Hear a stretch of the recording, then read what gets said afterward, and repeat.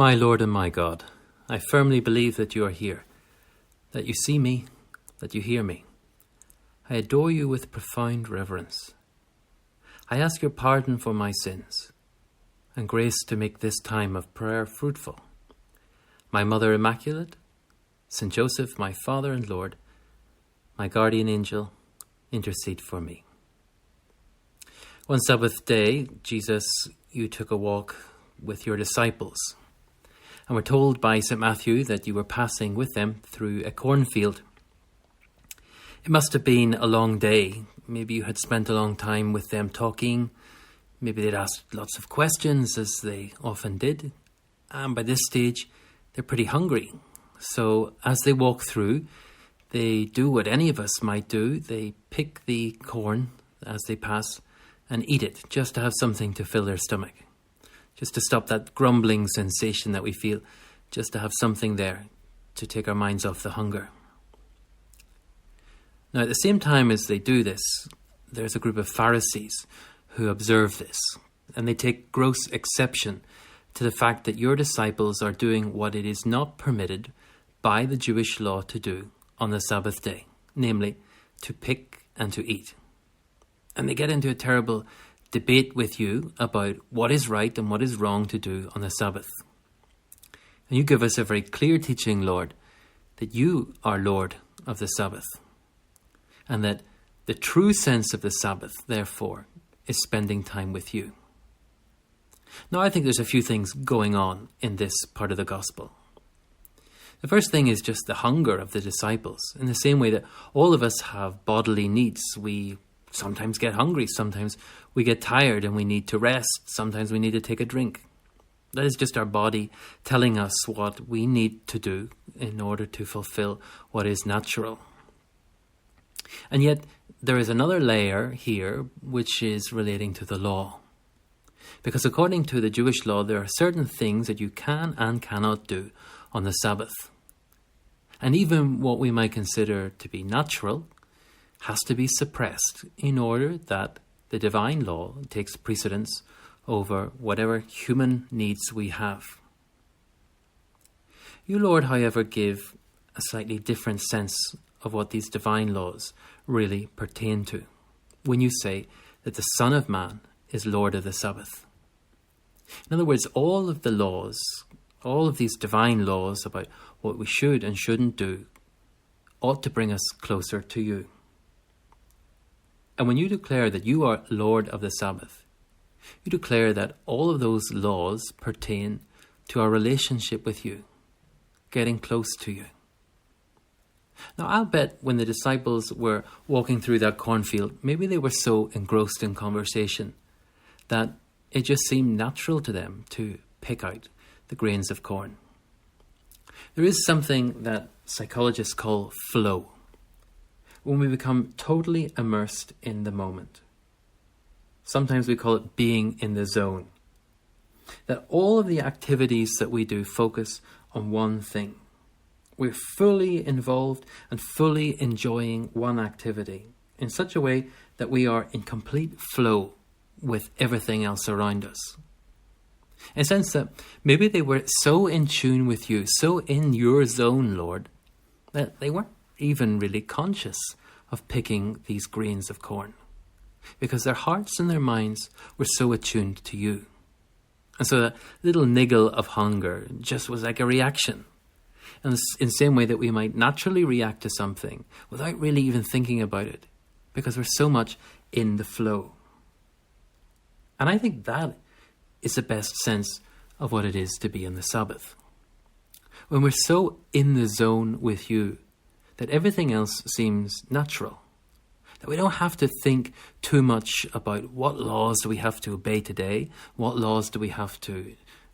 things do we have to avoid, because we're so in tune with you who are Lord of the Sabbath.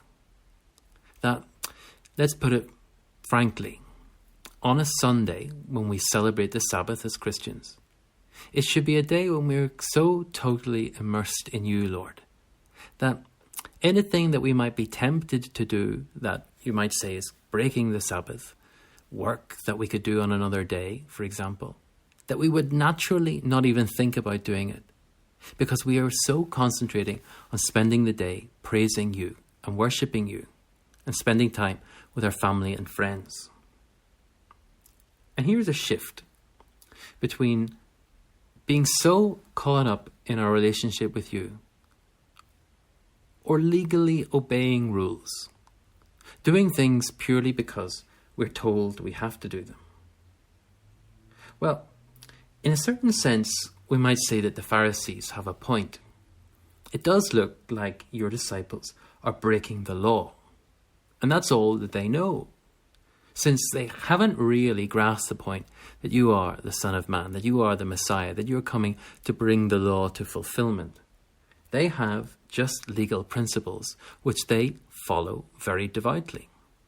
And they're scandalized, in a sense, when they see your disciples eating the corn, because it's breaking what they believe to be wrong. And in order for somebody to be good and holy and practicing their faith, you have to obey these laws. Well, here's the shift that you're inviting us to see.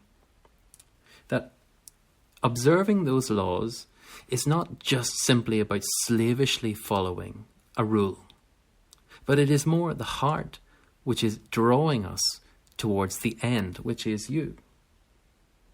Sometimes we need to step back a little bit from a legalism to say, what effort am I putting in instead?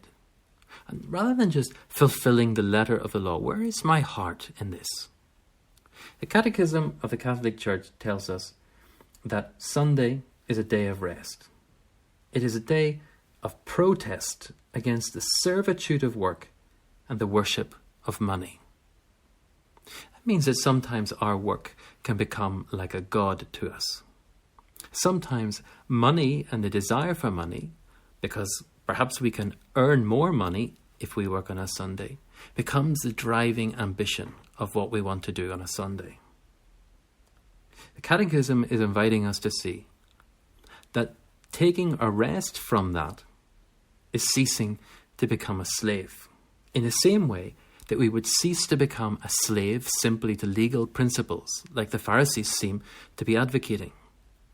Rather, we will be completely and totally wrapped up in the moment, in the zone with you, Lord, by sanctifying that day and making it holy.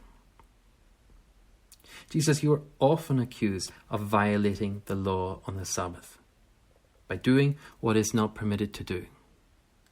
And you retort to the disciples by telling the story again of David in 1 Samuel chapter 21, when he eats the bread of the presence in the temple, because he and the men who were with him were hungry. These 12 loaves that had been baked on a Friday and laid out in 2 rows upon the altar in the temple as an offering to God.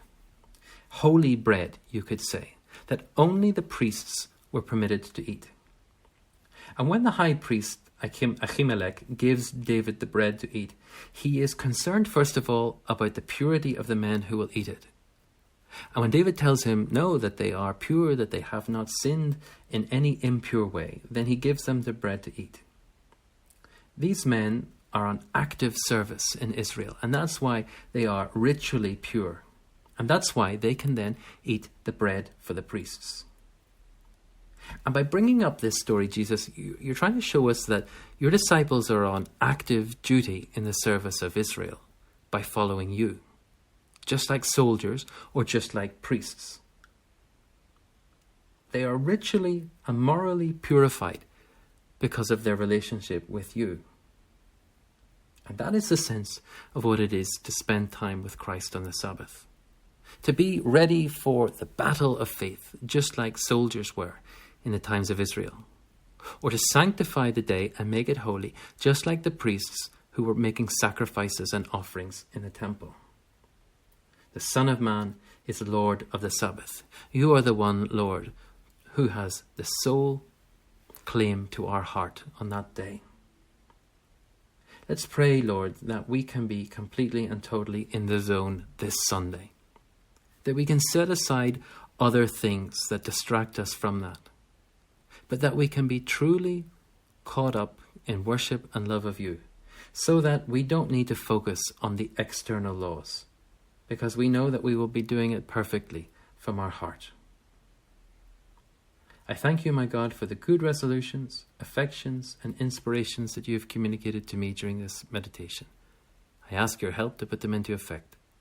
My Mother Immaculate, Saint Joseph, my Father and Lord, my guardian angel, intercede for me.